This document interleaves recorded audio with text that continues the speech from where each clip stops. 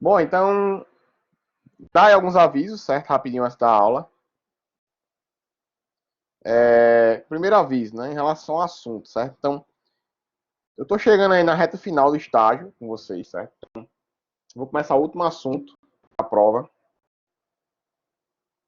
Certo. Deixa eu só pegar o gancho aqui, bicho. Eu responder a tua pergunta, bicho. Vice. Então, eu vou chegar aí no último assunto do primeiro estágio, certo?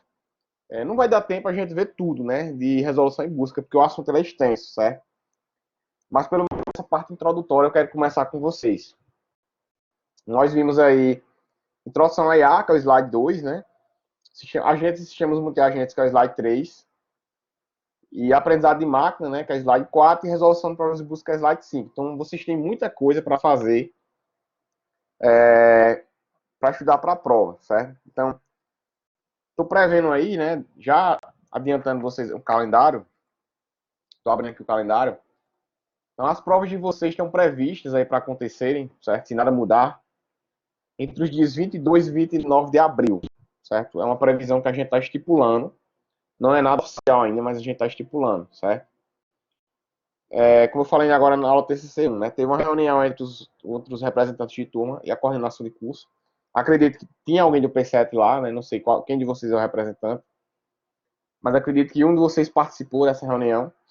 Então a gente está praticamente com o martelo batido para a semana de prova 122 e 29, certo?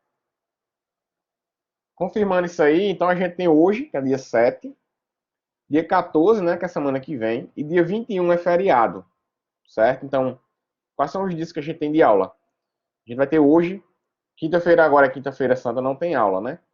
Aí 14 e 16. Então a gente vai ter hoje 14 e 16 de aula, certo? Hoje eu vou começar com resolução de problemas de busca, certo? Dia 14 eu vou dar uma adiantada nesse slide também, certo? A gente vai tentar ir até onde mais ou menos a gente consegue, certo? Pelo menos o primeiro tipo de busca. E dia 16 eu vou resolver uma lista de exercícios com vocês aqui. Que vai ser uma lista de exercício de revisão para a prova, certo? Então, já adianto que dia 16 é extremamente importante todo mundo vir para a aula. Por quê? Porque eu já tinha falado também, eu vou resumir para não perder tempo, que também estão sendo avaliados quem está online, certo? Quem tá vindo para a aula online, quem está interagindo, quem está perguntando, enfim, certo? Então, não estou avaliando vocês só a questão das atividades da prova, que nem geralmente a gente faz. Vocês participando, interagindo, respondendo, perguntando, todo mundo aí está sendo avaliado também, certo? Então, dia 16 vai ser nossa aula de revisão. E quem estiver presente, quem participar, quem interagir, também vai receber uns pontinhos aí. Em relação à prova, né? A prova de vocês ela vai mudar, certo? Já vou adiantar, porque na verdade vai chegar isso aí, né? A prova de vocês ela vai ser online, certo? Está praticamente fechado. Então, como é que vai funcionar, certo? Vocês vão ter uma prova online comigo, uma prova digital, certo? Que essa prova vai ser um PDF. Já vou adiantar para vocês irem se organizando. E eu vou postar esse PDF lá no virtual. A gente vai ter esse processo de comunicar vocês oficialmente, certo? Já estou adiantando para vocês irem se organizando aí. E vocês vão ter um tempo para fazer o download dessa prova e para postar o gabarito dela, certo? Então a prova, naturalmente, certo? Vai ser com consulta, não tem para onde correr. Vocês têm também as listas de exercícios que eu já postei, então é extremamente importante que vocês comecem a responder. Tirem um caso, tirem uma hora aí no dia aí, para cadenciar aí com o TCC1, certo? Já que vocês têm uma semana do deadline da introdução, né? E as participações que eu falei, tá certo? Então, a priori, os avisos iniciais que a gente teria seriam esses aí, certo? A gente vai pegar aí até umas 9h30, 9h35 no máximo aí, certo? 9h40. E semana que vem a gente continua, né? Então, entrando aqui para as perguntas, já tem duas perguntas, né? José, professor, perdeu a TCC, estava na VPN do trabalho. Aí bloqueava o link. Mas ficou salvo, a aula já está disponível lá para você, viu, José? Antes de entrar aqui agora, eu fiz o upload lá no YouTube e fiz o upload também no Blackboard. Então vocês têm basta 3 canais para acessar essa live. Tem lá minhas gravações que vocês têm acesso. Lá tem uma aba dentro da sala virtual que tem lá lives e videoaulas, que tem um link lá direto Quando você clica, já redireciona para o YouTube, que é no meu canal, certo? E tem o meu próprio canal, caso você seja também inscrito.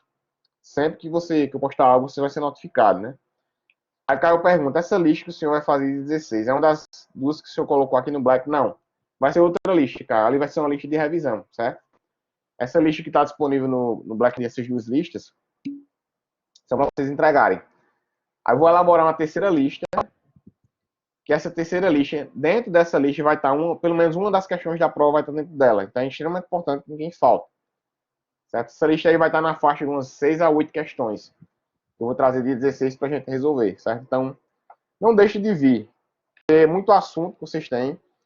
Vou fazer um compilado dos assuntos na lista, certo? E a prova não vai ser baseada na lista, mas ela vai ter o mesmo formato da lista, certo? Então, extremamente importante que ninguém falte, certo?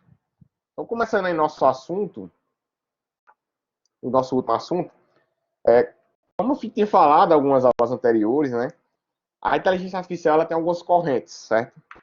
Ela é parecida, sei lá, com a engenharia de software. Se você pegar a engenharia de software, a grande área da engenharia de software, né? Dentro da engenharia de software você tem subdivisões, certo? Sejam as metodologias ágeis, sejam linhas de produto de software, seja gerência de projetos, enfim, por aí vai. E a IA ela também tem essa visão, certo? Ela tem essas abordagens, essas divisões teóricas, dos quais a gente já estudou algumas, né? Como os agentes inteligentes é uma dessas correntes. Aprendizado de máquina é outra corrente, certo? Processamento de linguagem natural é outra corrente. Comunicação e conhecimento é outra corrente. Raciocínio e cognição já é outra corrente. Então, nós temos várias correntes teóricas pela qual a IA se baseia, né? E a primeira corrente teórica, na verdade, eu deveria começar por ela, né? Mas eu acho melhor falar das outras para tornar o ensino dessa corrente mais simples, certo? Porque ela é complexo, se a gente pegar. É uma corrente que é a corrente 1, certo? Digamos assim, a introdução, introdução da IA, certo? É essa corrente que ela chama de resolução de problemas e buscas. Por quê? Todo e qualquer fenômeno que acontece na natureza, ele se baseia para o ser humano, certo? Na resolução de problemas. Então, seja para a psicologia, né? Se você for para os princípios da psicologia, a psicologia tem uma corrente que é a teoria geral de pensamento, né? Ou teoria de estruturação do pensamento. Então, todo ser humano, ele para pensar, para estruturar seu pensamento, ele vai ter ou um fenômeno que está acontecendo, ou segundo a teoria da atividade de Leontief, ele vai ter um objetivo, certo? Então, a gente se comporta, a gente age, a gente faz nossas ações do dia a dia, certo? Com um intuito, resolver situações cotidianas que são caracterizadas em várias áreas, várias esferas, como sendo problemas. Só que, dado um determinado fenômeno que vai gerar um problema, o ser humano, naturalmente, certo? Ele organiza métodos, ele organiza instrumentos, ele otimiza ações que, posteriormente, precisam estar organizadas e dispostas para que esse processo possa ser seguido. Então, essa execução dessas ações que o ser humano ele tenta organizar, seja para organizar como de pensar, que na psicologia diz, seja para construir artefatos, que na engenharia civil ela faz, né? Seja para, enfim, executar ações, né, que outras áreas fazem. Então a gente vai ter formas diferentes de resolver problemas, certo? E não é tão parecido que na teoria da computação, mas uma forma mais humana de pensar, que é justamente uma grande área que se chama de busca. Então, para cada problema que você observa, para cada problema que você tem, você vai ter que ter uma forma de organizá-lo para tentar resolvê-lo, certo? Então, a organização e resolução de problemas, ela não depende só do método que você adota, ela depende de uma série de fatores, certo? Com os quais a gente vai trabalhar a partir de agora, certo? Então, como eu falei no começo da aula, para quem chegou agora, eu não vou ensinar tudo de resolução de problemas, então na prova vai cair até mais ou menos onde a gente conseguir chegar, certo? A resolução de problemas, ela se utiliza do princípio aí de duas grandes vertentes, se a gente puder falar assim. Primeiro, a questão da própria representação deles, né? Então, tem alguns de vocês, todo mundo aqui já pagou compiladores, né? E alguns de vocês devem estar pagando, ou já pagaram, enfim. Lá em compiladores, a gente estuda, né? que para que você resolva, ela é em compiladores, né, em teoria da computação, perdão. Na teoria da computação, a gente estuda que o problema ele pode ser classificável, né, quanto à sua complexidade. E que esse mesmo problema também tem que ser representável. Então, você tem aí a solubilidade, a descibilidade, a redutibilidade e conceitos formais, certo? Que utilizam-se de linguagens ou gramáticas para que a partir dali o computador ele consiga representar e executar uma solução para aquele problema. Então, digamos que é uma extensão que posteriormente passa pelo compilador, né, que a gente constrói a linguagem de programação para poder, a partir dali, dar essa perspectiva de comunicação da máquina, certo, com o ser humano, a partir das linguagens de programação. Então, chegando aí, digamos assim, nessa reta final de falar de problemas no curso, né, vocês pegam lá do P4 até o P7, falando disso aí, aí a busca justamente utiliza como princípio, certo, as linguagens de representação de comunicação natural. Por quê? Porque já que você observa um problema como fenômeno e a gente vai representá-lo para tentar resolver, esse processamento, esse processo de, digamos, contínuo, né, seja utilizando aprendizagem, seja utilizando conhecimento, ele depende também da linguagem natural do ser humano, certo? Então, a primeira vertente que a gente se utiliza da vertente da linguagem simbólica. E os métodos que a gente tenta utilizar essa linguagem para tentar resolver, aí sim, entra na parte de busca. Então, isso são os grandes dois tópicos que a gente vai caminhar para que a gente tente mais ou menos entender essa perspectiva de resolução de problemas. Então, a gente já vinha falando em algumas aulas, né, que a inteligência artificial, ela se baseia, seja para a questão da complexidade do entendimento, seja para a questão do aprendizado, que são as ações que a gente desenvolve, certo? Seja para a questão da percepção, também importante. Então, toda essa evolução, ela depende, né, de vários fatores, os quais a gente também já discutiu. Quem está entrando aí na sala agora é Leonais Batista. Todo mundo sabe quem é, né? É Leonais.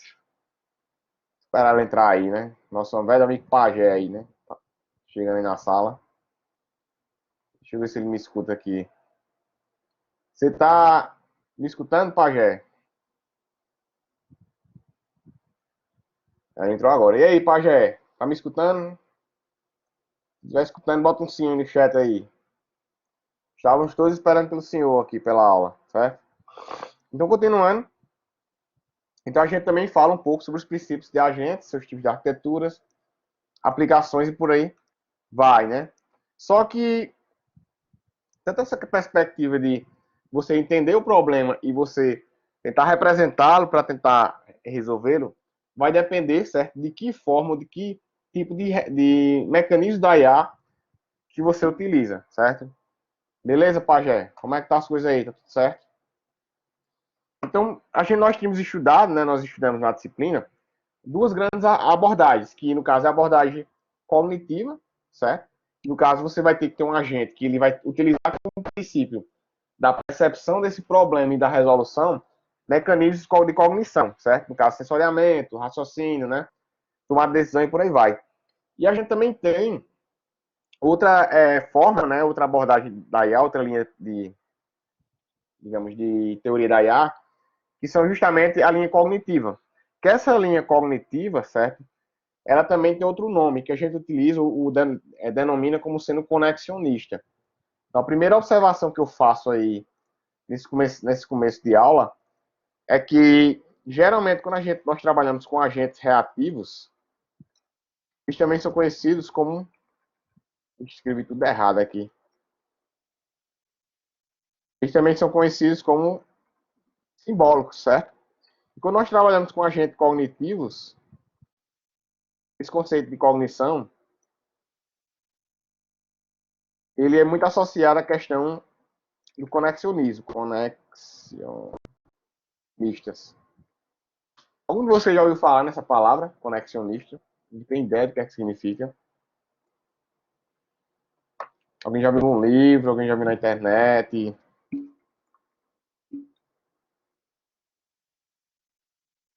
Poderia explicar o que é conexionista aí?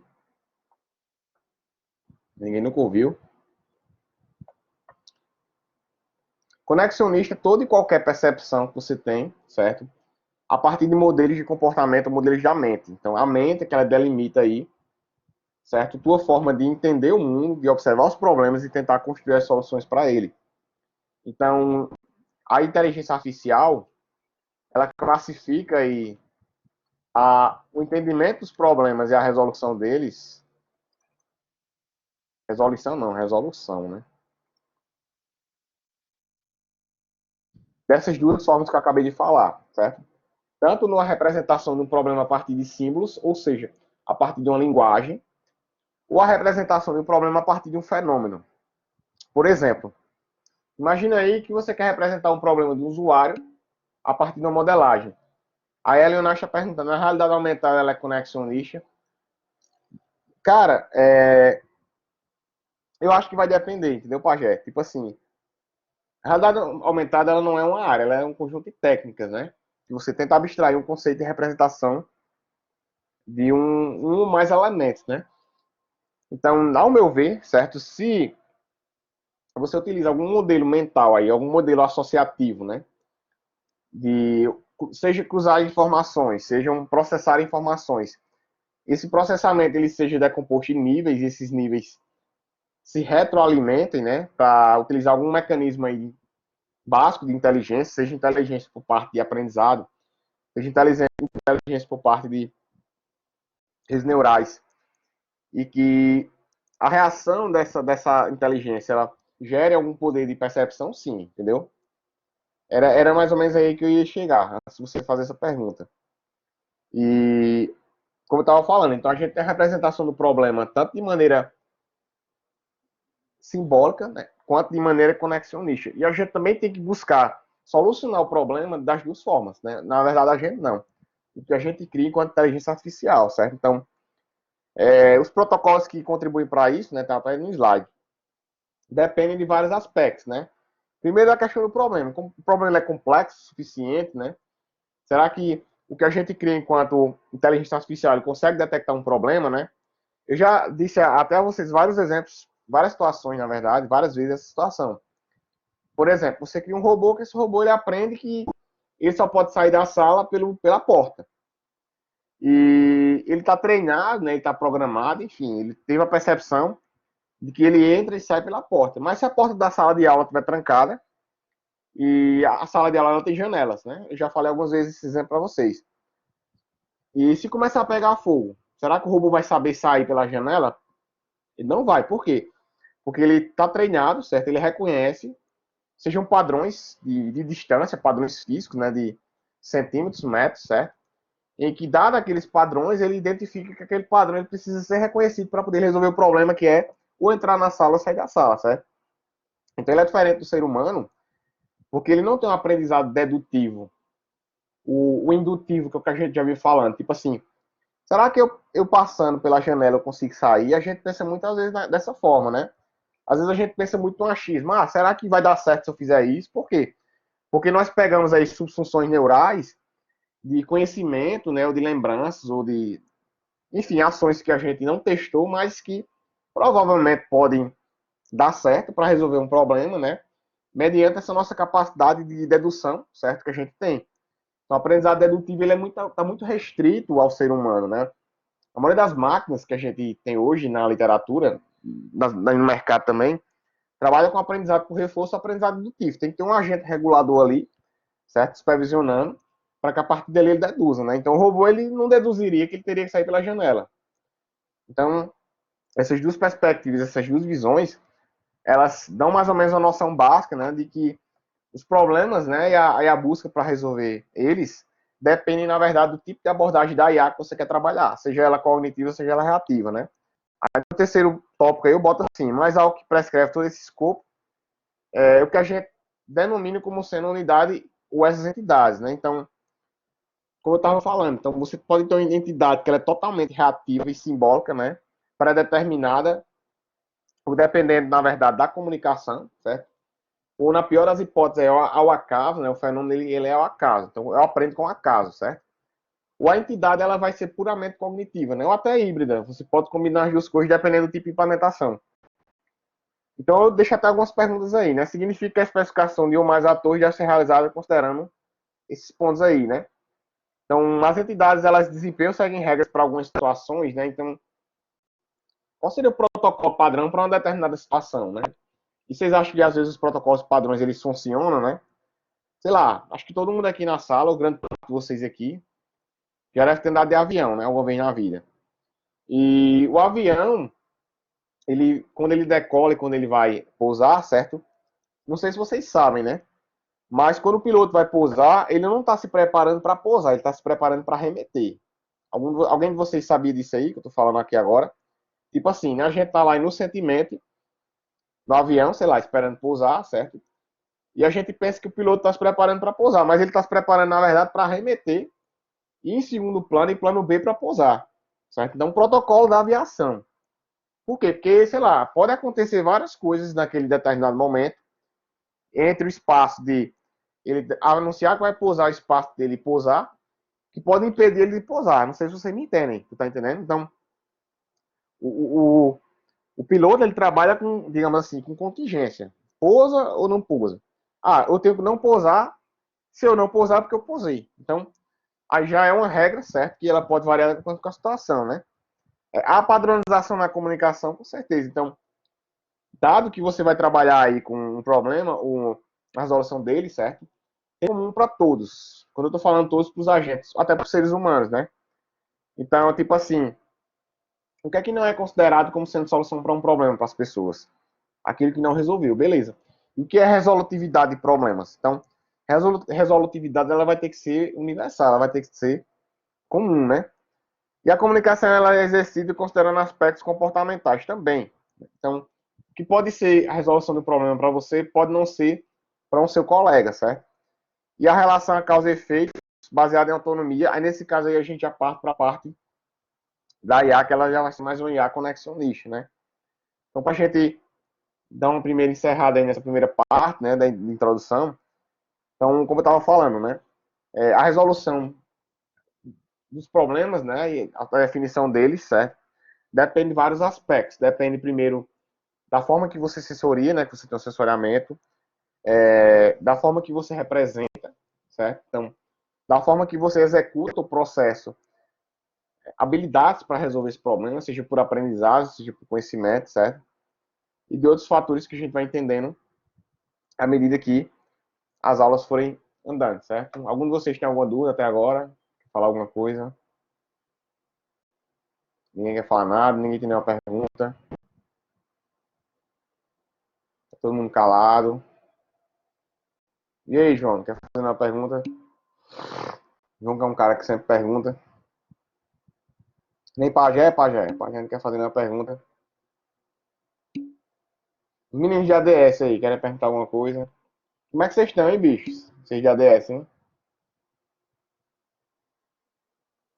Estão bem? Vocês estavam meio sumido, né? É a impressão minha. Acho que não, né? Elivelton, tranquilo também, né? Joia. Então, certo? Como eu falei, a gente tem a simbólica e a conexionista para problemas e resolução dos mesmos. Então, o conceito de assimbólica, né? Ele expressa a entidade ou agente em tese reativo, certo? Então, o agente ele aprende, né? Ele resolve problemas, ou ele busca por resolver problemas a partir de duas coisas. Quem quiser anotar na prova, que vai que eu peço na prova, né? Então, aí a simbólica se baseia em duas coisas, certo? Primeiro, a questão de regras que você vai ter que ter. E segundo, essas regras vão ter que delimitar protocolos. Exemplo, certo? Um chatbot. Então, o chatbot ele resolve problemas utilizando como resolução a busca, certo? Um processo de resolução, que aí vai depender do tipo de ação que esse chatbot ele faz. Se é um chatbot comunicativo, se é um chatbot assistencial, se é um chatbot virtual que monitora, se é um chatbot ativo que dispara mensagens, certo? Vai depender da forma pela qual ele executa aquilo ali, né? Dada a situação, o passo a passo que ele executa para que ele consiga resolver, né? E essa regra ela tem que ser bem descrita. Então, em tese, as regras para IAs simbólicas, né? Elas são organizadas a partir de passos, certo? Em que cada passo anterior ele gera uma sequência no passo posterior. Exemplo, você fazer aí um diagnóstico médico, né? Diagnóstico médico, diagnóstico da fisioterapia, da fonologia, por aí vai. Então a gente tem um protocolo para as áreas de saúde que, à medida que você vai respondendo perguntas, ou que você vai avançando naquele processo, certo? Você vai delimitando, abstraindo qual o fenômeno, que no caso é a patologia, pela qual você está trabalhando, certo? Então, todo esse processo de definição de, enfim, da IA simbólica, né? Seja para os agentes, que é o que a gente está falando aqui, né? No caso, nós estamos falando aqui, e depende de algumas teorias que são provenientes, que é o que a gente chama de linguagens simbólicas, certo? O que é que significa a linguagem simbólica? Antes de eu entrar no conceito dela mesmo, né? Que eu tenho mais para frente. As linguagens, como a gente já fala em várias disciplinas aí ao longo do curso, principalmente o pessoal da ADS, elas representam fenômenos, certo? Elas representam ações, elas representam significados, ou seja, elas têm efeito sobre as pessoas, né? Se eu, por exemplo, escrever aqui uma certa palavra, eu quero que todo mundo reaja, certo? Então, escrevam seu nome, ó. Veja o que foi que eu acabei de fazer. Usei uma linguagem do idioma português, gerei uma frase que tem um significado semântico, sintático, certo? E todo mundo vai reagir. Façam o que eu estou, entre aspas, afirmando aí, agora, no chat.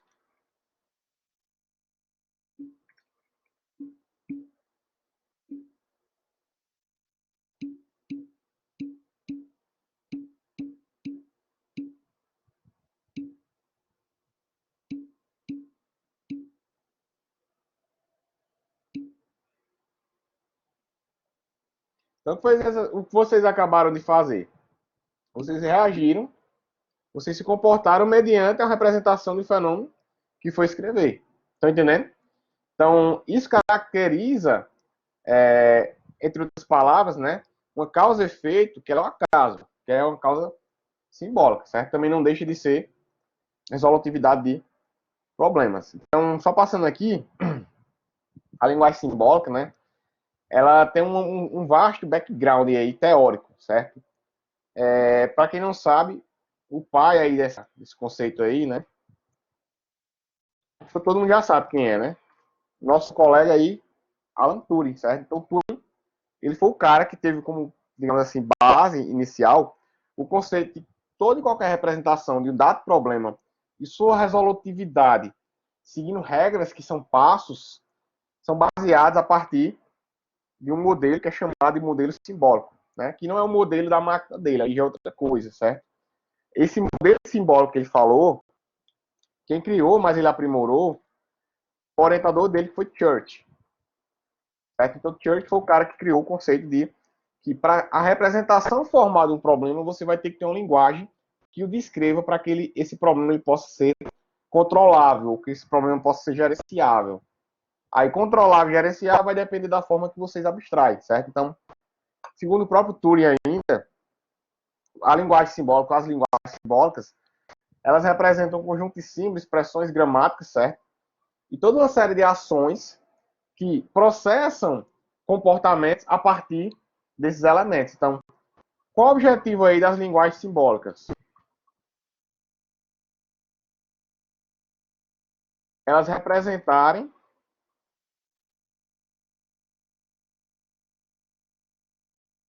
na verdade, certo? Engatilharem, acho que a palavra seria mais essa. Comportamentos, sejam para as pessoas ou sejam para agentes inteligentes, que nós também podemos ter, né? Então, elas podem variar de acordo com o conjunto de regras, né? Então, todo mundo agora está me entendendo, né? Está me escutando, está entendendo em termos sintáticos, né? E, talvez até semânticos, prestando atenção na aula, porque eu estou utilizando a linguagem verbal, a linguagem verbalizada. Mas Turing ele propôs uma linguagem textual, que é justamente todo mundo usa até hoje para a questão da programação, certo? Mas nós também podemos ter várias outras linguagens, né? Como a própria Libras, né?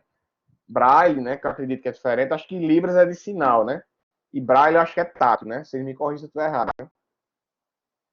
Com certeza, Pajé, porque o autômato ele descreve a máquina computacional, né? A máquina de passo, a máquina funcional da coisa, entendeu?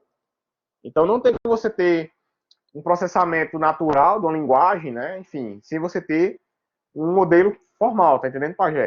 Tipo assim, como é que eu vou saber o que vem antes e depois e qual é o critério que eu faço de transição entre esses passos, que é o que vocês estudam lá no Lotus, né?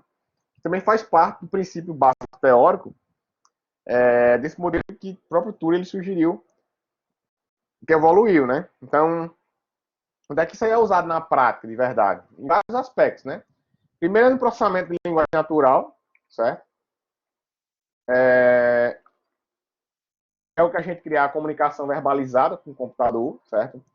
Mas você pode, na própria realidade aumentada, Pajé, você também pode implementar aí, porque você vai ter que trabalhar com o quê? Com padrões. Tá entendendo? E esses padrões vão ter que ter o quê? Reconhecimento. Então, qualquer área que você estabeleça a relação de informação e essa informação ela vai ter que ter que ser processada e lida, e a partir dessa leitura ela tem um efeito, que é o que a gente chama de reconhecimento de padrões, também vai trabalhar com linguagem simbólica, porque os próprios padrões eles têm que representar algum tipo de expressão, algum tipo de informação. Vocês estão entendendo? Onde é que a gente tem reconhecimento de padrões? Em milhões de áreas. Na realidade aumentada a gente tem, na visão computacional a gente também tem, eu até cito algumas aqui no slide, né?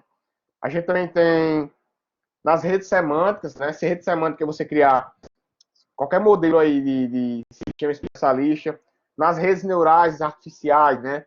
Sejam redes convolucionais, sejam redes de aprendizado profundo, sejam redes quânticas, sejam redes esquemáticas, certo? Enfim, qualquer modelo que você estabeleça um tratamento, uma mobilidade ali de informação, e que essa informação, a mobilidade dela, ela gera um efeito, né, de ações, um efeito de formação, a gente pode considerar isso como sendo um princípio da linguagem simbólica, né? Até que muita gente ri, né? Pena que a gente não tá na sala, né? Quando eu mostro esse slide aqui, que eu tiro várias brincadeiras, tiro onda com a galera em relação às placas, né? Então todo mundo aqui agora, vocês estão vendo essas plaquinhas de trânsito aí, né? No slide, na aula, né? Então todo mundo aqui acredita que o grande parte de vocês já deve dirigir, né? O tirou a habilitação, vai tirar a CNH, certo?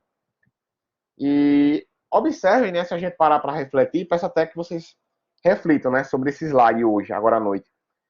E há todo um comportamento das pessoas simplesmente sem haver diálogo entre elas. Vocês concordam comigo? Ou não?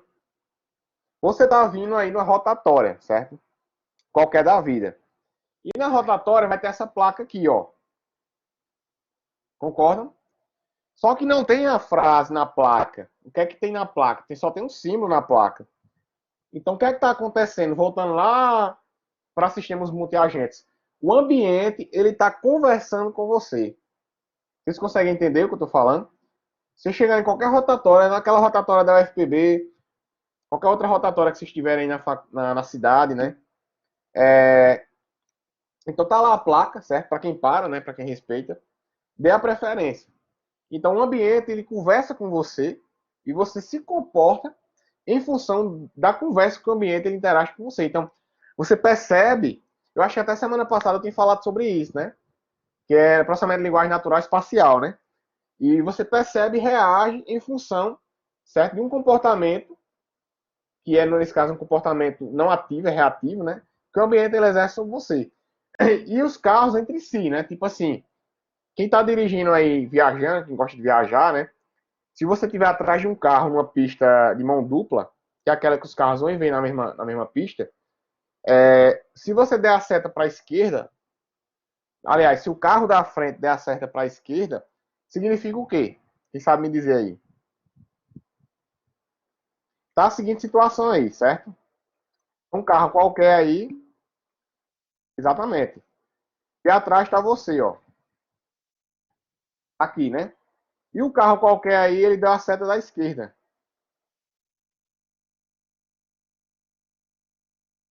Significa o quê? Que você não passe, certo? Se o carro que está na sua frente der a seta para a direita, você está atrás dele, então significa que você pode passar. Então, você não buzinou, não falou com o cara, não fez nada. Mas os dois se comunicaram, certo? Interagiram a partir de uma linguagem simbólica.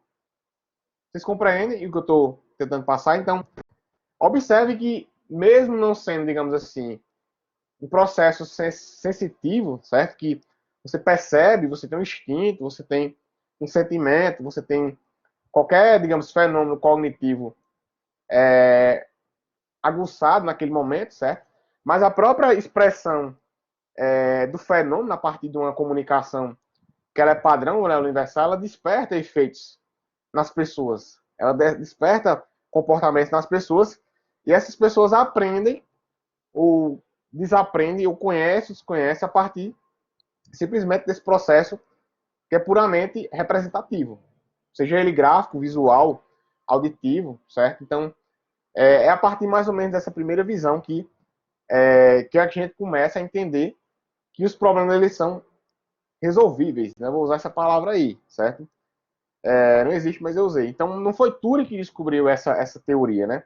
Mas Turing ele trouxe para a computação, certo?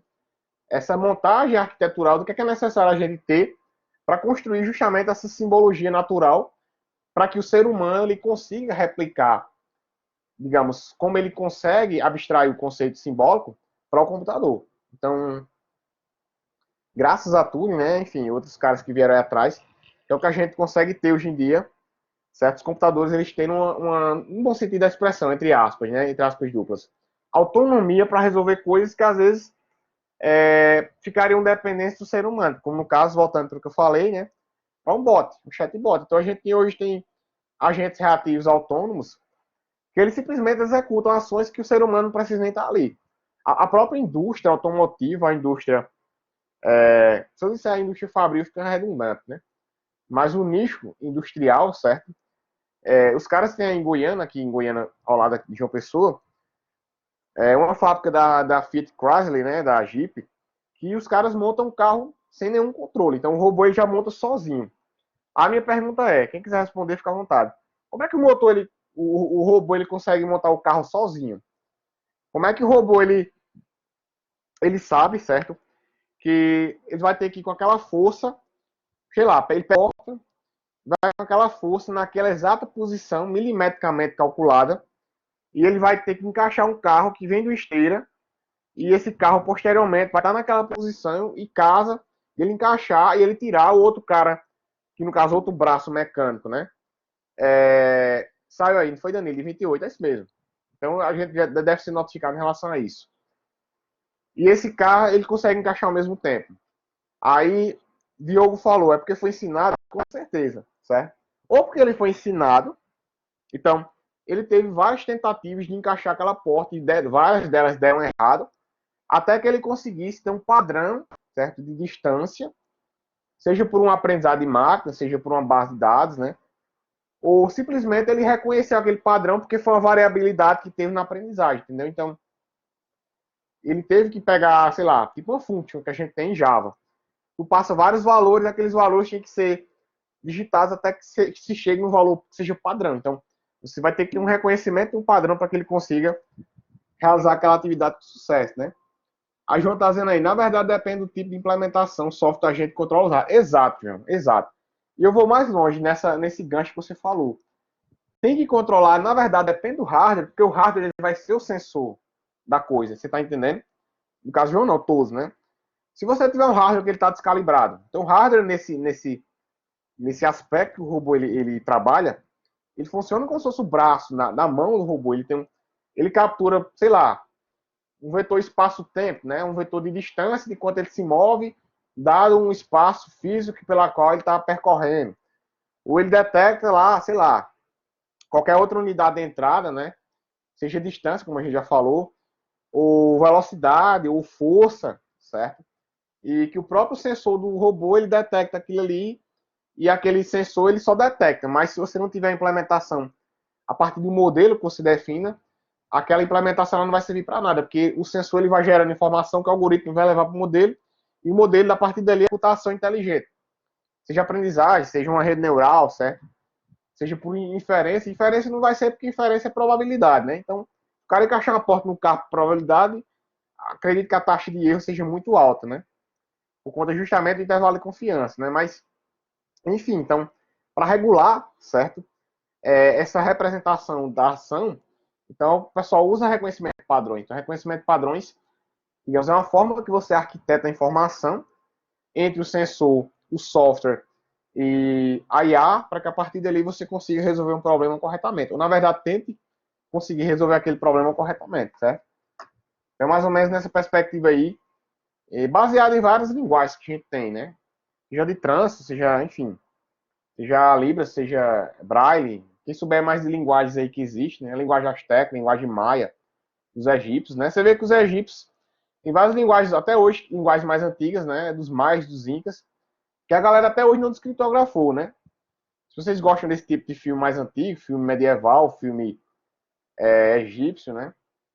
Tem, enfim, tem enigmas aí, mecanismos que até hoje a galera não decifra. Então, se a galera decifrar, o que é que pode acontecer? O que é que vocês acham aí, na opinião de vocês, que dados os encriptogramas que tem aí nas pirâmides, se a galera decifrar, vocês acham que transformaria a humanidade do que está escrito ali ou não? Depender muito da visão de cada pessoa, né? Pode ter alguns encriptogramas que, caso sejam decifrados, as pessoas completamente mudem, né? Em questão de comportamento, questão de percepção, questão de cognição, certo? Então vai depender de cada visão a seguir. Então, para finalizar essa primeira parte da aula, né, que eu vou fechar em IA conexionista, então um pouco diferente da IA simbólica, que usa essa questão das linguagens, né, de maneira geral, vem a abordagem da IA conexionista, certo? Que remete a uma teoria não tão protocolar, mas remete a uma teoria mais no nexo, no sentido de que, digamos, a representação do problema ela tem que ser mais perceptível, ao ponto de que a percepção se transforme não em um processo que ele é previsível, mas um processo que ele é, como é que eu vou falar assim, construído, vamos chamar o acaso que é muito prudente eu falar, construído de maneira autônoma, certo? Então, a pessoa ela pega vários fatores, ela pega várias percepções, ou enfim, ou até protocolos, dependendo da situação, e você vai construindo a ação, o comportamento, de maneira intuitiva, de maneira espontânea. A palavra que eu estava procurando era essa. Que nem os seres humanos eles se comportam. Então, o ser humano ele é espontâneo, certo? Apesar, não sei quem de vocês aí é uma pessoa muito previsível, né? Aquela pessoa que sempre faz do mesmo jeito toda a vida. Mas vai ter situações, ou vai ter momentos que o cara não vai ter como ser previsível. Vocês estão entendendo? Então, essa espontaneidade ela é um processo que posteriormente ela pode ser descrita como autonomia, porque você é uma metamorfose ambulante, você é uma pessoa que você é modelável, né? Você é mutável, certo? Em vários aspectos, seja no sensoriamento, seja no comportamento, seja nas ações que você desenvolve, certo? Então, foge mais dessa questão protocolar e vai mais para a questão de espontaneidade, certo? Aí eu boto até duas observações aí que eu vou finalizar nelas duas, certo? Para abrir para a sessão de dúvidas e perguntas. Os símbolos das linguagens funcionam como instrumento de interação e aprendizado, certo? Então, quer queira, quer não, a gente depende das linguagens para o nosso dia a dia. Não tem como você simplesmente excluir linguagem, né, ou regra, ou processo do seu dia a dia.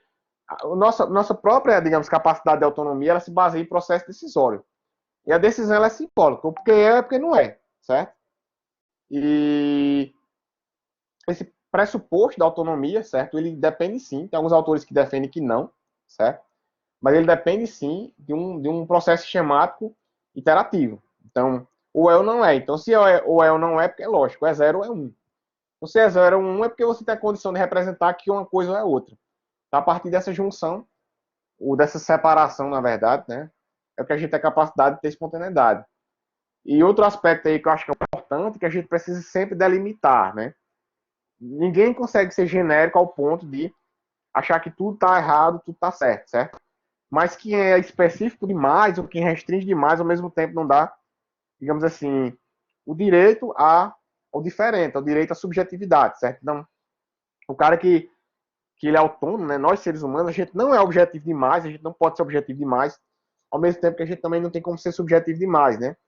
Aí você equilibra um lado racional, um lado emocional, né? Tem pessoas que são mais emocionais, tem pessoas que são mais racionais, certo? Então, não tem como você ser 100% racional. E não tem como você ser 100% emotivo, certo? Então, nossa autonomia, por ser seres humanos, a gente vai trabalhar no princípio de percepção, mas essa percepção ela depende, certo? enfim, da comunicação, da interação, sejam essas regradas ou protocoladas. Tá joia? Alguém tem alguma perguntinha aí? Alguém quer falar alguma coisa? Ninguém tem nada. Nós estamos com 26 alunos. Eu vou dar um print aqui agora na tela, certo? Para ver quem está presente aqui, para guardar a lembrança, esse momento histórico aqui. Estou com 26 pessoas online. Tem mais gente online aqui no chat do que às vezes na minha Tá aula. vendo? Das últimas aulas tu chorou falando que a galera não tava vindo para as aulas, a galera foi que fez agora. Mas aí foi por livre e espontânea pressão, né? Vocês estão sendo avaliados online também, né? Mas todo mundo tá Ah, olhando, né? Emanuel, se eu disser a você que tem aluno que até agora não assistiu nenhuma aula, tu acredita? com certeza. Eu conheço alunos, né? Nenhum.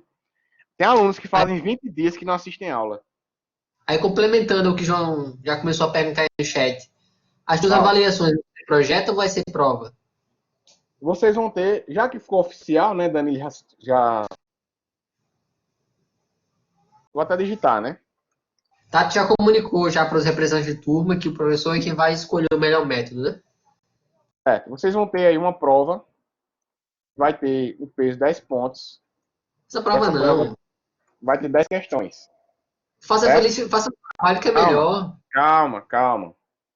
Se eu não estiver enganado, vocês vão ter 24 horas para fazer a prova com consulta, né? Logicamente. Ah, ainda bem que foi bem dito com consulta. É. Porque, embora não fosse declaradamente, a galera ia usar as consultas aí. Danilo, eu tô falando 24 horas porque a gente tá sendo orientado a vocês fazerem uma prova por dia. Tu tá entendendo? Então, eu, espontaneamente, vou setar um prazo de abertura de prova e fechamento de prova. Tipo assim, vou dar um exemplo aqui, né? Se minha prova for dia 28/4, vai ser dia 28/4, então vou escrever dessa forma, mas eu vou apresentar para vocês as instruções, né? A prova abre aí, um exemplo, certo? 0 hora do dia 28, perdão, do 4, né? E a prova fecha, tô chamando assim, certo? Às 23h59 do dia 28/4, certo? Eita, que quando der 8 da manhã vai ter gabarito circulando nos grupos, viu? Não vai faltar gabarito circulando.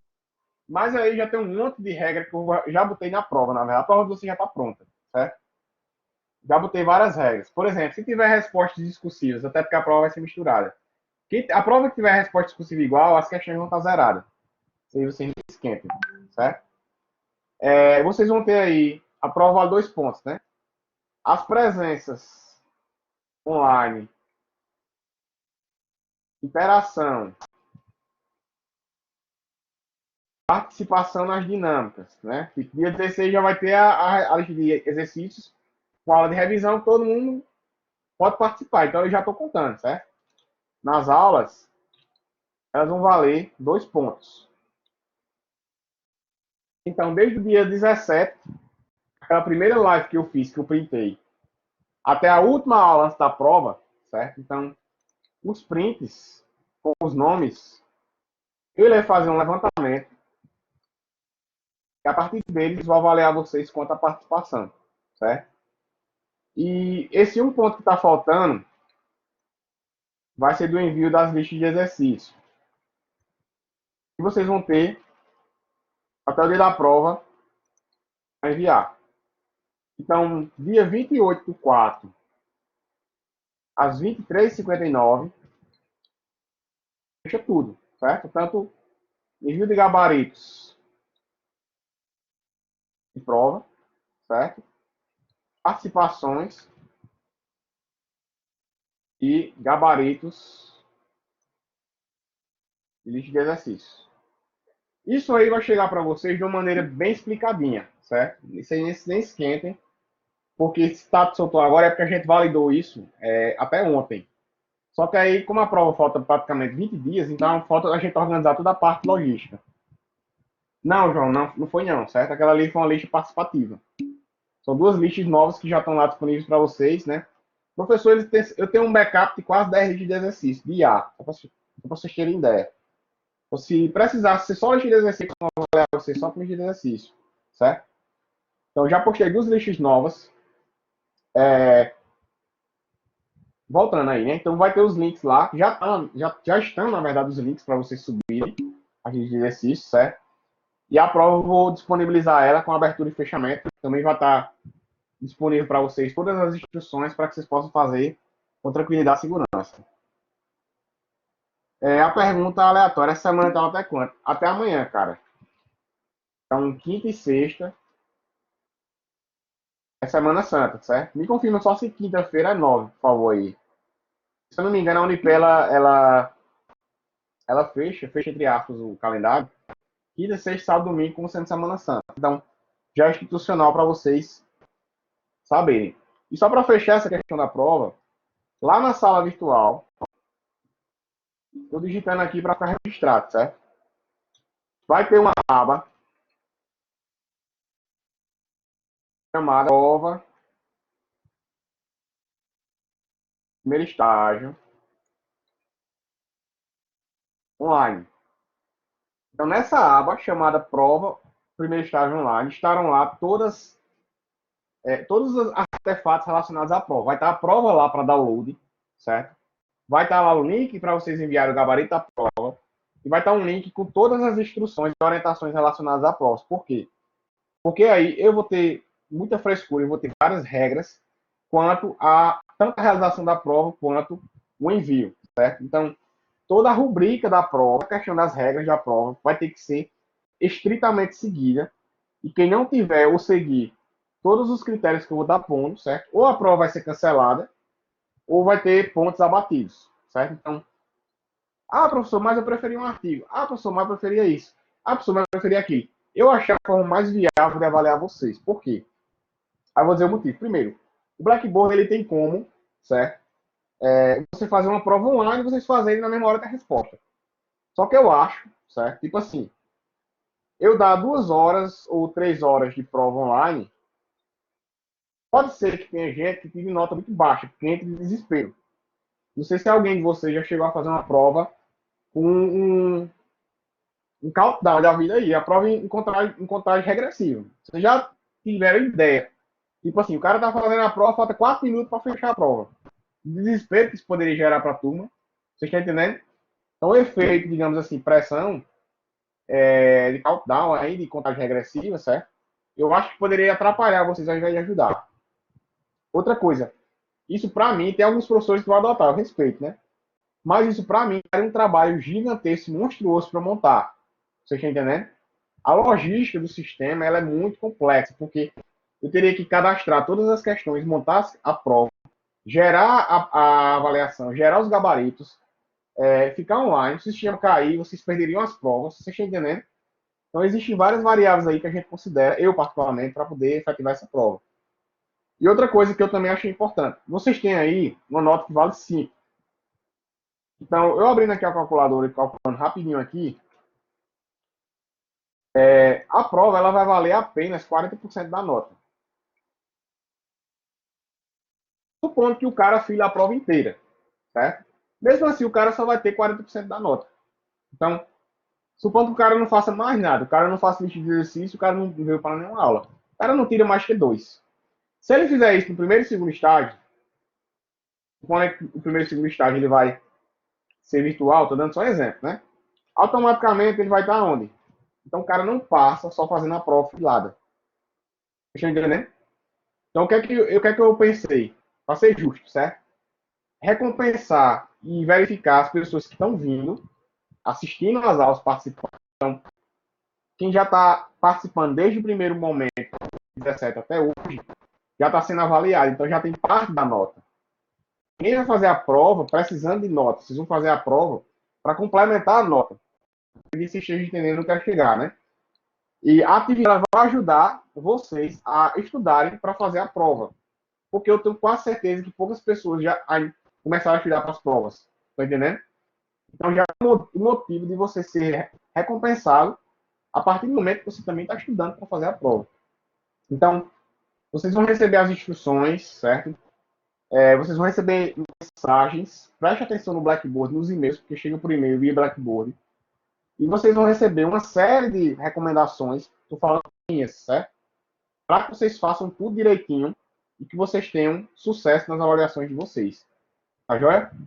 Então, acredito que essa semana ainda a gente vai estar montando toda essa estrutura aí de avaliações. E eu não vejo nenhum problema, certo? Não vejo nenhum problema de fato, de verdade, sendo bem sincero, para que vocês sejam avaliados, não. Pelo contrário, eu acho que é uma oportunidade, tanto para vocês quanto para mim, né? Da gente até ver novas possibilidades de avaliação que a gente pode melhorar. Vocês não, porque vocês não são professores, né? Mas, particularmente eu, como é que a gente pode melhorar mais e mais a avaliação da gente. Tá entendendo? Então, para mim, está sendo um aprendizado muito gratificante nesse sentido, certo? Não é que eu estou achando que estou bom de quarentena, não. No sentido de passar por essa experiência nova de ter que replanejar estratégias de operacionalização de avaliação, de aula, de comunicação, enfim, certo? Então, fica essa mensagem para vocês. Quinta-feira não tem aula agora, então TCC1 só segunda-feira, certo? E A na terça-feira. Quem perdeu a live TCC1 já está disponível lá na sala também. E quem for tendo dúvidas, quem precisar de alguma coisa aí, me manda mensagem que eu atendo vocês aí.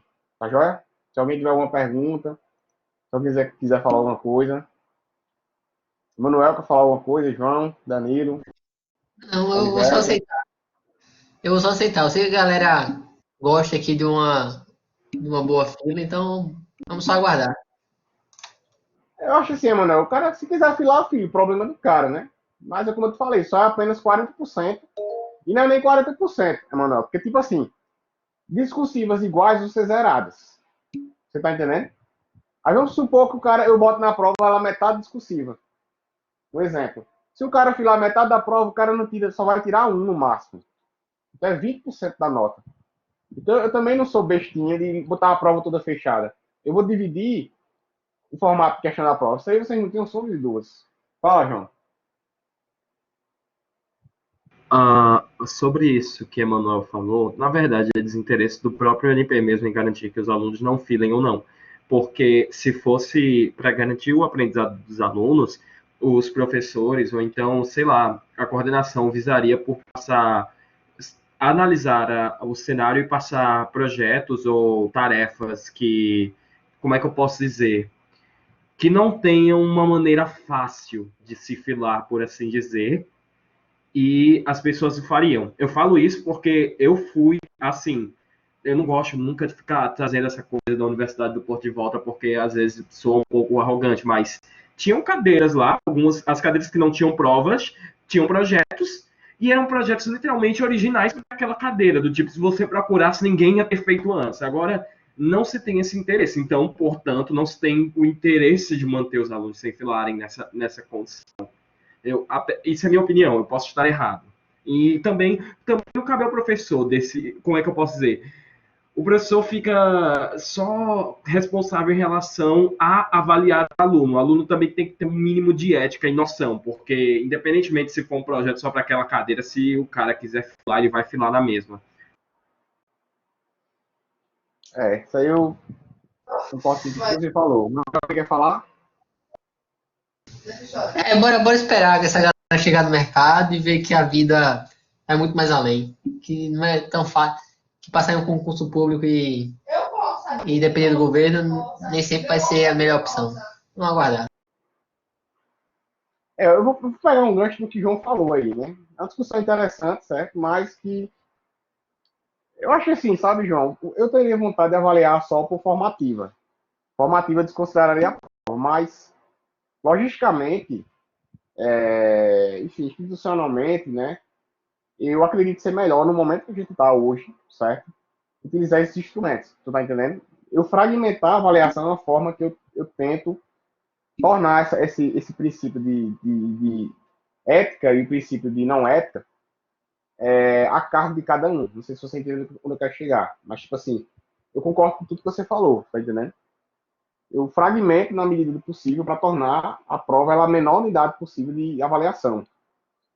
E, ao mesmo tempo, enfim, viabiliza que a prova ela também auxilia o aluno ele a entender, né, aquele aluno que quer de fato e que é importante para ele, porque, como a Manuel falou, que vai reprovar não é o docente, é o mercado. Então, qualquer pessoa hoje consegue ter uma titulação de graduação e pós, né? Mas os efeitos disso aí só vai sentir no futuro, né? Beleza? Então, boa noite para todo mundo. Boa semana para a gente, certo? Para vocês, para mim também. E se vocês precisarem aí, estou à disposição. Beleza? Então, um abraço para todo mundo aí. Boa Semana Santa.